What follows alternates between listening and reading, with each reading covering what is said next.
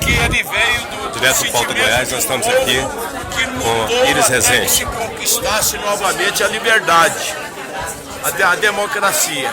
Então é um partido diferente por isso, porque ele vem lá do fundo do sentimento de uma sociedade que quer liberdade, que quer participação, que quer respeito.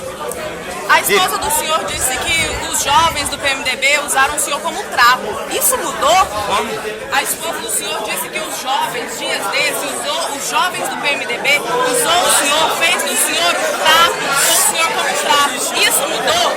Não, eu não senti isso não, viu? Foi um sentimento apenas dela? O sentimento foi apenas dela? Não, muitas vezes são manifestações espontâneas, em momentos de emoção, mas que não... Isso, direto do Pauta Goiás, aqui é o seguinte. Nascemos e crescemos dentro desse partido. O senhor volta ou não volta hoje? Tem uma reunião hoje 5 horas da tarde. O senhor volta ou não volta?